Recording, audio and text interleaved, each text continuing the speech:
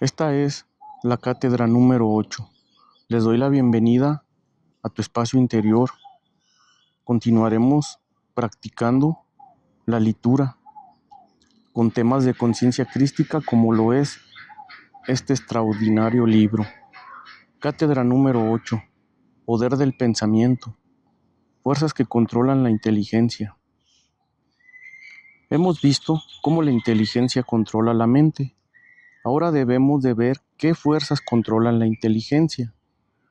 Una persona con inteligencia desarrollada, entrenada en la observación, en el estudio, en la disciplina que la hace ejercer constantemente sobre sí misma para comprender, para abrirse a la luz del conocimiento, para permitir en sí misma el razonamiento y que éste germine en ideas y estas ideas plasmarlas en actos beneficiosos o en actos perversos. Logra la realización de ellos. La inteligencia en sí puede ser inclinada a la obra constructiva y bella, o puede ser inclinada a la obra perversa. Sin embargo, hay algo que controla y domina la inteligencia para encauzarla y para hacerla buscar siempre que el esfuerzo sea benéfico, que aquellos estudios que lleva a cabo sean para el beneficio, no solo de sí mismo, sino de los demás, que le hace comprender hasta la raíz sus propios impulsos, y que él hace con claridad penetrar en las mismas para poder destruir en el momento de nacer todo pensamiento perverso, malévolo, y que en cambio le hace acrecentar todo pensamiento benéfico, bien orientado. Esto que nosotros generalmente llamamos moral o ética, y que no es más que la esencia del espíritu, o sea, el bien, es lo que va controlando la inteligencia, que a su vez controla la mente y la voluntad. Por eso es tan importante, como les decía, que el hombre que se dispone a entrar en los dinteles del conocimiento verdadero, trate antes de purificarse, de arrancar de sí las pasiones negativas, trate antes con la mirada abierta y el corazón, y abierto el corazón, de comprender sus impulsos, de comprender su misma raíz, el propio venero que le hace generar las ideas, que le hace plasmarlas, que le hace darle vida y lanzarlas en el tumulto de vida infinita, variada, que nosotros apenas estamos en los dinteles de conocer. Limpiémonos de todo instinto agresivo, desterrar todo egoísmo, arrancar del alma, de raíz, odio, violencia y envidia. Conforme vayan siguiendo los estudios, iremos tocando cada uno de estos vicios y tratando de descubrirles desde cuando apenas son gérmenes en el alma, o cuando ya han enraizado profundamente y han formado un hábito que viene a ser una segunda naturaleza, la naturaleza baja, acostumbrada a mal obrar, la naturaleza perversa, que goza en el mal, la naturaleza viciosa, que se oculta a sí misma sus malos procederes, la naturaleza hipócrita que hace al hombre disfrazar de virtud lo que es perversidad. ¿Qué hace al hombre disfrazar de bondad lo que es malo? ¿Qué hace al hombre disfrazar aún de virtud, de defensa propia, los más perversos crímenes?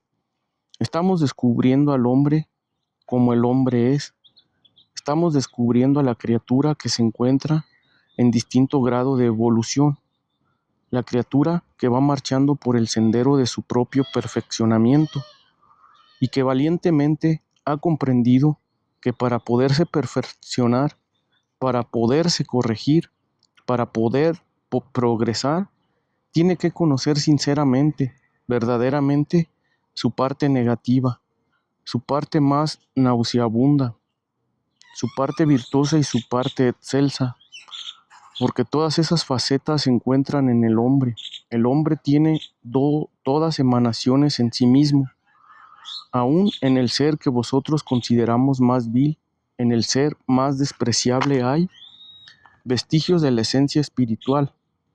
que ya empieza a desarrollarse en él. Por eso no hay que odiar, no hay que vituperar, no hay que despreciar al maleante, al perverso, al vil. Si nosotros nos sentimos mejores, si nosotros creemos que somos superiores a aquel ser, si le despreciamos, si sentimos que el contacto nuestro con ese ser nos ensucia y nos mancha, si tenemos temor de ponernos a su lado para tratar de comprenderle y encauzarle, entonces es que solamente vamos encubiertos con falsa virtud. La virtud verdadera no teme a la contaminación, porque la luz no puede ser contaminada con la sombra, ni el bien puede ser manchado con el mal.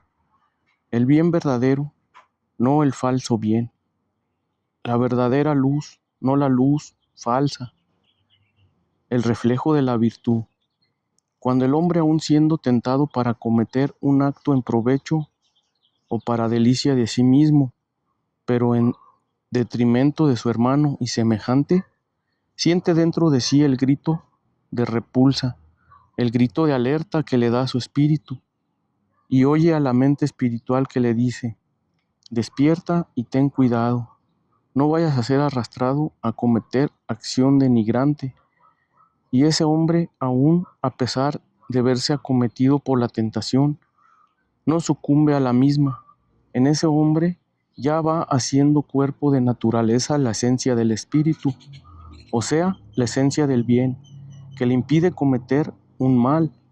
Mas si el hombre sucumbe a la tentación porque piensa que su acto puede pasar desapercibido, ignorado por aquellos que le rodean, y sabiendo que este acto que le va a beneficiar trayéndole quizá riqueza o satisfacción, va a hacer sufrir a otro ser, y sin embargo, solamente porque cree que va a permanecer desconocido, le comete.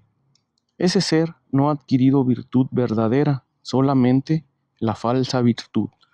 Si el conocimiento trae al hombre soberbia y orgullo y le hace mirar despreciativamente a seres que desconocen lo que él sabe, si el conocimiento le hace sentirse superior y esa superioridad le arrastra a vitupear, a burlarse, a ofender y a humillar a los seres que saben menos que él, tampoco ha adquirido el verdadero conocimiento, sino el falso conocimiento, la falsa sabiduría. El verdadero conocimiento, la verdadera sabiduría, hace al ser humilde, hace al ser suave, dulce y comprensivo. Comprende que otro ser es más ignorante y en lugar de humillarle con amor y con dulzura, trata de compartir con él sus conocimientos. Ese es el sello distinto del ser que marcha firmemente adquiriendo el verdadero conocimiento, la verdadera sabiduría. Al hablar del infinito, he separado definitivamente dos fases que para muchos de nosotros serían una ciencia y sabiduría. Algunas mentes confundidas pueden decir: ciencia y sabiduría son la misma cosa, y no es así. La ciencia es adquirir un cúmulo de conocimientos, de leyes, de efectos, de causas, pero aquel que ha adquirido esos conocimientos quizá desconoce los efectos y las causas que pueden desarrollarse al tratar de aplicar en una, en otra y en todas las formas esa ley. Tener los conocimientos, conocer los elementos, las reacciones, los mecanismos y emplearlos para un determinado fin, y desconocer los efectos negativos o positivos que pueden suceder y derivarse de esas leyes, de aquellos efectos y de aquellas causas puestas en acción, es solo ciencia. La sabiduría, en cambio, no solamente lleva en sí todos estos conocimientos, sino que sabe y mide perfectamente, claramente el efecto positivo y el efecto negativo. Sabe la contra y sabe positivamente el cómo y el cuándo y en dónde deben y cómo emplearse esos conocimientos sin contratiempos. La sabiduría jamás se emplea en el mal. Los conocimientos de las leyes y de las causas La sabiduría jamás tergiversa ni se desvirtúa, ni va por caminos distintos, ni toma vericuetos, ni jamás llega a transgredir las leyes del amor, del equilibrio, de justicia y de bien.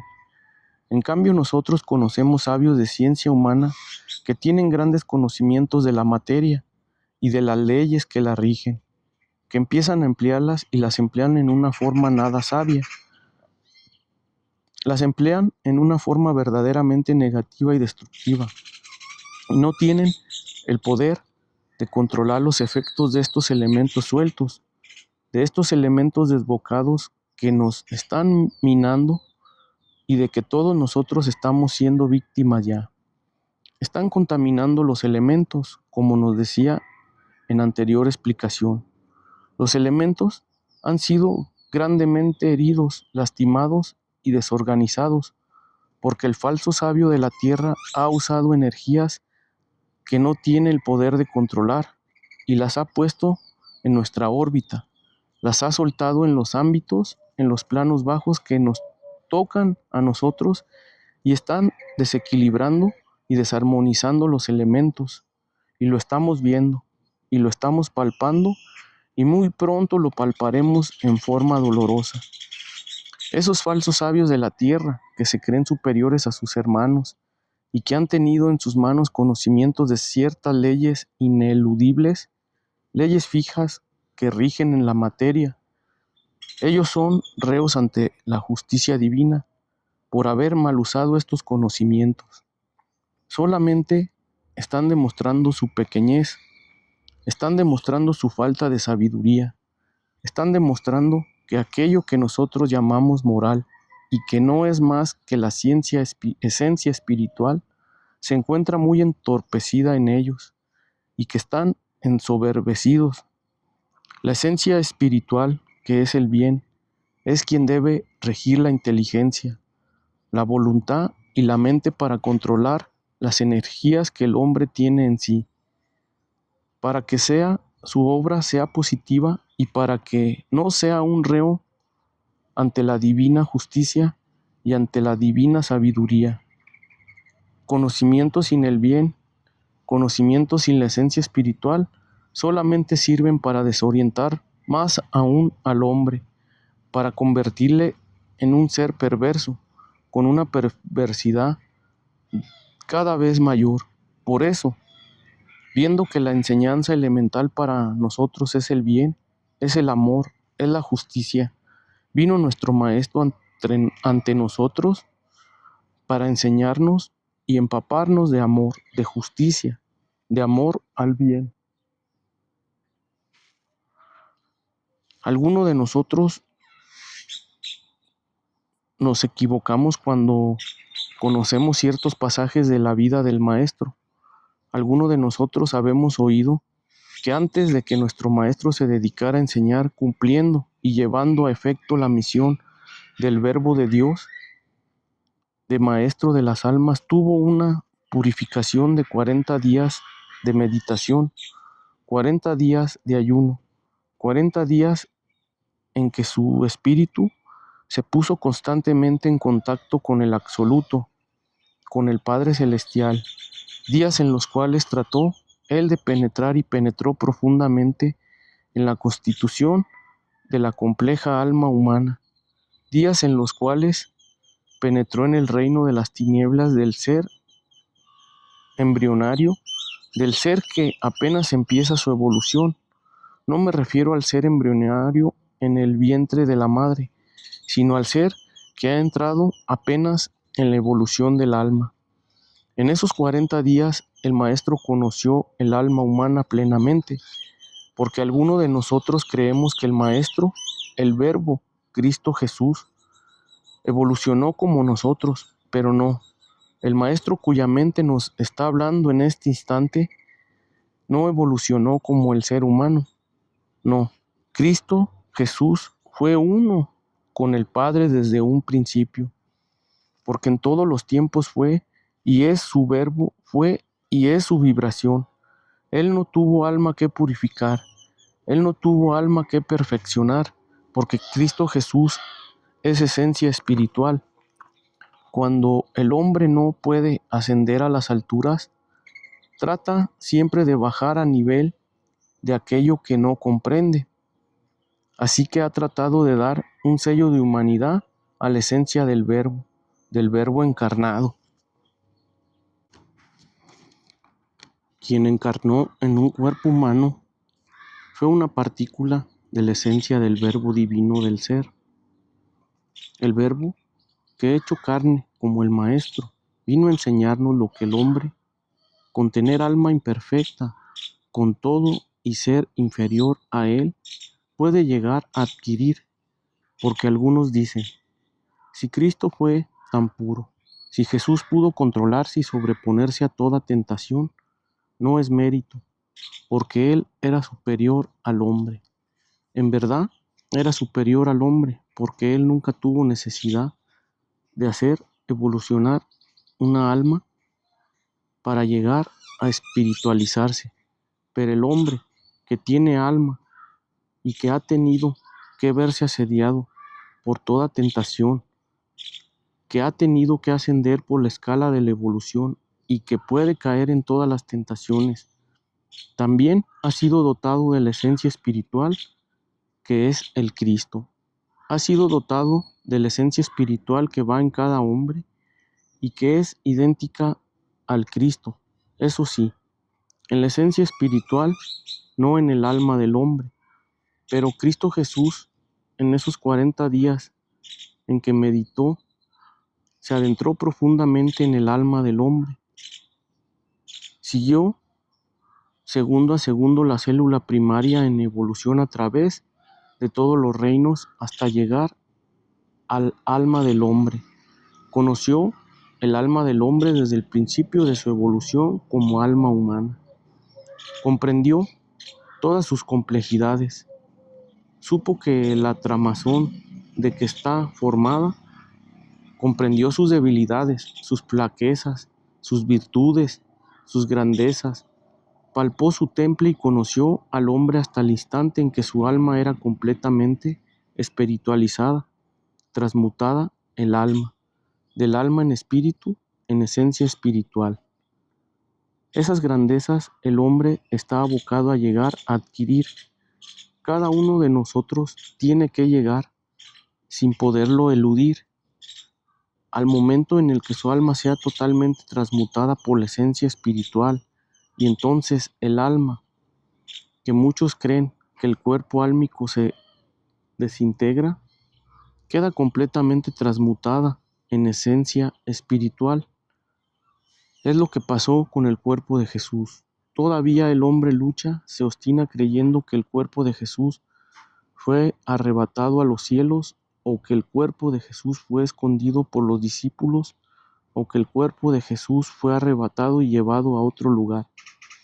La materia del cuerpo no pudo menos que ser espiritualizada, transmutada en esencia espiritual, en virtud del Espíritu purísimo del Cristo que lo habitó, que lo animó, que dio vida a ese cuerpo y que cada una de sus células fueron transmutadas en esencia espiritual.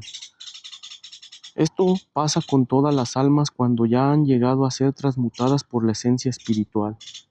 El cuerpo álmico se transmuta, se transforma en esencia espiritual. Entonces la mente del hombre, cuando está regida y controlada por la esencia espiritual que es el bien, controlada por la inteligencia y por la voluntad, se convierte en algo completamente sutil, completamente adaptable y verdaderamente sirve para misiones que el espíritu le está ordenando cumplir a la perfección. Entonces, los conocimientos se convierten en sabiduría, y la sabiduría, que es el bien, controla la creación mental. El hombre es un creador de energías, es un creador de obras, es un creador de cuerpos perfectamente dominados, controlados y dirigidos al bien. En la anterior explicación les decía, el hombre es responsable de su creación mental. El hombre sabe que la creación mental tiene contextura, está formado de energía y la energía está usando materia, y esa materia, la cual toma la forma que la mente le da, tiene textura, no es ilusión, así como el cuerpo álmico, como el cuerpo astral, como el cuerpo mental del hombre. La creación mental del hombre tiene contextura, tiene forma. Es una entidad viva que va siendo junto con las otras entidades que por afinidad son similares, formando una población de entidades creadas por el hombre, que el hombre crea, pero que no ve con sus ojos materiales. Recordemos que les decía cómo se equivocan aquellos que creen que las almas pueden representarse como entidades monstruosas. Y les dije, esas entidades monstruosas que aquellos que están dotados de evidencia pueden ver y que confunden con las almas de los seres, son creaciones mentales. Es que han penetrado al plano de la creación mental del hombre, y aquellas entidades que contemplan, aquellas entidades que ven y que les horrorizan, son la creación mental del hombre. Los planos de la creación mental del hombre también se subdividen en 7 distintos planos, y de acuerdo a la calidad de la creación mental, es la forma, es la irradiación que como entidad viva y va dando esa creación mental. Hay creaciones bellísimas, hay planos de creación del hombre plenas de belleza y de armonía, plenas de colorido y bondad. Su esencia es el bien e irradian el bien. Cuando estas creaciones mentales benéficas se esparcen alrededor de los seres perciben perfumes, paz. Cuando le rozan, cuando se ponen en contacto con el aura del hombre, el aura percibe vibraciones sutilísimas, vivificantes, pacificantes, elevadas, que les hacen sentir en un ambiente agradable, en el cual sienten que pueden respirar mejor, que pueden pensar con más claridad, se sienten invadidos por sentimientos nobles y pensamientos buenos, se sienten vivir en un ámbito de amor, de paz, en un ámbito creador. Pero cuando la creación mental del hombre ha sido hecha en los momentos de alta pasión negativa, cuando lo que ha construido es perversidad, porque estaba exaltado por los sentimientos perversos, cuando ha vivificado esos pensamientos perversos, y esos pensamientos perversos se han confundido en el plano propio de sí mismo y se han fortificado por las corrientes afines de perversidad y de maldad, y se llegan a poner en contacto con el aura del hombre, el hombre siente estremecimientos repulsivos, se siente amedrentado, se siente sobrecogido de temor, de malestar, se siente invadido de pesimismo, y pensamientos perversos empiezan a fluir hacia él, irradiando por esos cuerpos mentales creados por el hombre. Hay otro plano, el plano de los pensamientos intelectuales, pensamientos de intelectualidad en los que el hombre, al sentirlos en contacto con su aura receptiva y que llegan hacia el aparato sensitivo del hombre, llegan a su pensamiento, a su cerebro, ondas de pensamientos de alta intelectualidad o de poesía. Llegan a él fragmentos de pensamientos que le hacen tomar un lápiz y escribir, porque ahora voy a decirles la diferencia que hay entre aquellos que escriben recibiendo la influencia de un ser que les está transmitiendo voluntariamente sus pensamientos, que son los médiums que escriben. Los médiums escribientes, aquellos otros que en ciertos momentos sienten que ellos mismos pueden crear. Con esto no quiero decir que no existen ya seres cuya inteligencia se haya despertado, que se haya despertado en ellos una sensibilidad por la armonía de las palabras, de las frases, por la poesía, por la prosa, y que ya ellos mismos tengan inteligencia suficiente para poder escribir su propia creación mental.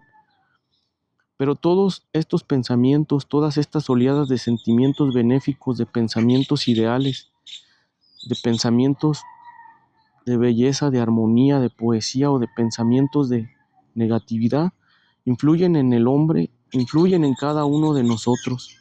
Algunos de nosotros, aquellos que están más sensibilizados, pasan por un lugar y se sienten estremecer y piensan. Los que ya llevan en sí algún conocimiento he acogido una mala corriente y llegan positivamente enfermos de su cuerpo, molestos, con dolor de cabeza o con distintas dolencias que han recibido, debido a que se han puesto en contacto con nosotros, habiendo sido atraído hacia nosotros una determinada corriente perversa que se ha acercado y que queda pegada en vuestra aura, y que de nuestra aura se transmite a nuestros plexos y de nuestros plexos a nuestro cuerpo, haciéndonos sentir positivamente enfermos. En la misma forma actúa sobre los plexos y llega hacia los centros sensoriales del ser toda buena corriente, toda corriente positiva, toda corriente bienhechora. ¿Y qué es lo que nosotros generalmente sentimos? ¿Cuántas veces se nos ha repetido que en un gran porcentaje de las enfermedades que aquejan a la humanidad son enfermedades creadas por el pensamiento mismo del hombre, ya sea que hayan sido creados por su propio pensamiento o hayan sido creados por el pensamiento de otro ser, pero que han sido recibidos en nuestro propio cuerpo? Por lo tanto, estos conocimientos nos capacitan para que nosotros mismos rechacemos con la fuerza de nuestra voluntad, debido al conocimiento que se nos está dando, todas esas corrientes de que otra forma pueden llegar a manifestarse como enfermedad o en nuestro propio cuerpo. Porque si estamos en un momento de debilidad de nuestra voluntad, esta corriente se afianza en nosotros, vive de nosotros, saca de nosotros vitalidad, y esa vitalidad que saca sirve para acrecentar la dolencia, para manifestarse más crudamente como una enfermedad. ¿Cuántas veces llegamos ante un facultativo aquejados de alguna enfermedad? Pasamos por un sinfín de exámenes clínicos de laboratorio, nos ocultan, nos ven con rayos X, nos hacen examinar nuestro propio metabolismo, y después de una larga tediosa consulta no encuentran el foco de nuestra enfermedad. Estamos enfermos, se ven los síntomas, se ve que nuestro cuerpo adolece, pero no se encuentra en nuestros órganos la causa de esa enfermedad. Sin embargo, estamos enfermos y algunas veces llegamos a morir, como nosotros llamamos, de esa enfermedad, enfermedad en que en realidad no existe en nuestro organismo. Nuestros órganos están libres, están sanos, y sin embargo, la enfermedad se manifiesta y tiene su fin. Ese es un gran porcentaje de la creación del hombre. Estamos enfermos ya bien porque vamos recogiendo los frutos que nosotros mismos habemos sembrado, porque vamos recibiendo los efectos de las causas que nosotros mismos habemos puesto, o bien porque vamos recibiendo en nosotros los efectos de las causas que en la mente de tu hermano germinaron. El hombre de la tierra es juzgado por sus hermanos, pero los hombres se limitan a causas conocidas, y en verdad les digo que muchos de los que están fuera de la cárcel son más culpables que aquellos que tras de la reja están, que nuestros hermanos han confinado. Es imperativo que el hombre aprenda el poder de su pensamiento. Es imperativo que el hombre aprenda a dominarle. Es urgente que el hombre comprenda la responsabilidad ante la ley divina tiene. Cuando da libre curso a su mente y a su pensamiento para crear pensamientos nocivos que afectan positivamente a sus hermanos, aunque los escépticos o los ignorantes no lo crean así, no porque otro de nuestros hermanos no conozca nuestra falta, estamos libres de ella. La justicia divina está en nosotros, pues es la esencia del Espíritu. La esencia divina nos conoce en todos nuestros impulsos y conoce toda nuestra creación, y a la justicia divina el hombre no puede engañarla. Si podemos eludir a la justicia del hombre, jamás podremos eludir la justicia divina, no porque el Padre quiera castigar a sus hijos. Si sus hijos hieren a sus hermanos y los lastiman, así desoyendo la ley del amor, que le manda amar a su hermano como a sí mismo, transgredir esa ley, los efectos de esa transgresión recaen sobre sí mismos y tienen forzosamente que recoger grano por grano de los que han sembrado y fruto por fruto de lo que deba cosechar. Cada uno de estos pensamientos y cada una de las moléculas de la materia mental que forma su cuerpo tienen su radiación. Irradian olor, color, sabor, vibración o tacto o forma. La creación mental del hombre no puede eludir tener esas mismas causas y estos mismos efectos. Al pensar, nuestros pensamientos tienen tonalidad distinta de acuerdo a la calidad del pensamiento que estamos emitiendo. Cada pensamiento puede ser conocido en su totalidad por su color, por su tonalidad. Cada entidad mental puede ser conocida por su olor, en su calidad, no solamente por su forma, aunque también hay otra forma de conocer la calidad del pensamiento por la vibración que emite. Estos conocimientos, algunos ya son conocidos de los científicos, forman parte del arsenal de los conocimientos de los científicos actuales y serán probados por los científicos por venir. Y cada uno de estos cuerpos mentales, por su consistencia, provocan roce o tacto al ponerse en contacto con el aura del hombre. De estos efectos, de estos colores, de estos olores, hablaremos pronto en las sucesivas explicaciones que se nos estén dando, porque todo ello se deriva de la creación mental.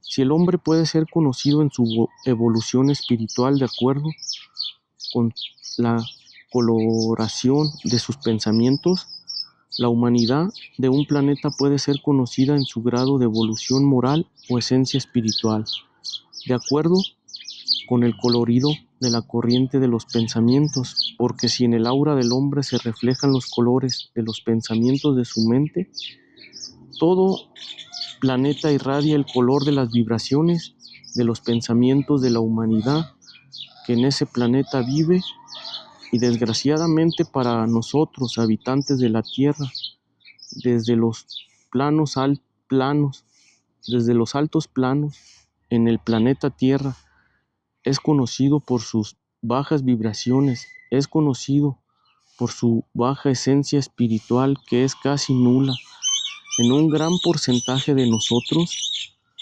en aquellas humanidades más adelantadas que nosotros que ya llevan en sí despiertos los sentidos del alma y aún los sentidos espirituales sin órganos, y que para ellos es tan fácil ver la creación mental y espiritual del hombre como nosotros ver en nuestros ojos materiales lo que tocamos, lo que nos rodea. Las irradiaciones mentales de la humanidad del planeta Tierra están siendo catalogadas como algo sumamente triste, muy retrasadas, muy bajas todavía, muy manchadas, muy equivocadas. Es por lo tanto necesario, como les dije, ya no que nosotros vayamos a reformar toda la humanidad del planeta Tierra, pero sí, cada uno de nosotros está capacitado y tiene el deber de reformarse a sí mismo, de hacer que nuestra esencia espiritual domine la inteligencia y la voluntad, y con la voluntad refrenar la creación mental, porque de eso sí somos nosotros culpables ante el infinito que nos ve, que nos conoce y que está con nosotros en todo instante. Y ahora, algunos de nosotros que venimos enfermos de nuestros cuerpos, que venimos decaídos en nuestra fe, que venimos adoloridos por la incomprensión de nuestros hermanos, que estamos aquejados de grandes sufrimientos que destrozan nuestro corazón, nosotros que estamos enfermos del alma y cuerpo, si todavía no estamos capacitados para llegar a nosotros la esencia espiritual y transmutar ese estado depresivo en optimismo, en energía positiva, en fe, en esperanza y en salud, con todo amor nuestro hermano está con nosotros y nos dice: pidamos pues todos juntos a la fuente de dación que es nuestro Padre Celestial, Pidamos, pues, Él que es amor y que está en nosotros. Oración. Padre, tú que eres la vida misma, tú que estás haciendo vibrar mi espíritu, mi alma y mi cuerpo, tú que creaste el infinito y que me has creado a mí y que me conoces mejor que yo, tú que me conoces pequeño y débil, enfermo y temeroso, tú que eres la fuerza, tú que eres la vida, tú que eres el bien, haz que todos mis órganos funcionen normalmente, haz que todos mis órganos armonicen con la voluntad del Padre que me creó sano, que me creó limpio, que me creó fuerte y haz que yo mismo atraiga a mí la energía positiva y de mí la saque y mande a mis células funcionar normalmente y mande apartar de mí todo lo que no me corresponde, porque tú has querido que yo sea bueno, que yo sea sano, que yo sea fuerte y me encuentras malo, enfermo y débil. Entonces, rechace de mí lo que tú no has querido que yo sea, y por tu bondad, llega a mis fuerzas, llega a mí la energía vital, allega a mí la energía de tu pensamiento creador, y sea yo sano de alma y sano de cuerpo, y en esta armonía con el universo, que marcha según tu ley, y que sea yo bondad para mis hermanos, y que sea yo bien para todos, y que todos aquellos que están enfermos y aquejados de dolor en sus lechos, reciban por mi oración, por mi comunión contigo, salud, reciban luz, reciban consuelo, los afligidos, y aquellos que están caídos en sus vicios, encuentren la mano amorosa que los saque del mismo, y que sea esa mano mi propia mano, que sea mi oración, la propia oración que allegue a mis hermanos tu virtud, que sea mi creación mental y comunión contigo la que haga llegar a todos aquellos afligidos el consuelo, la palabra afectuosa, la caricia y el amor, que sea la paz en mi alma, así como te pido, Señor, que sea la paz del mundo y yo, Padre mío, Padre infinito, te pido también en unión de nuestro divino Maestro, que atraigas a todos mis hermanos que consigan todo aquello que en justicia y por derecho sea para su bien y para el bien de los suyos, y que sea en nosotros y que todos vean cristalizados en su alma el conocimiento y la virtud, la fe y el amor. La paz sea con vosotros.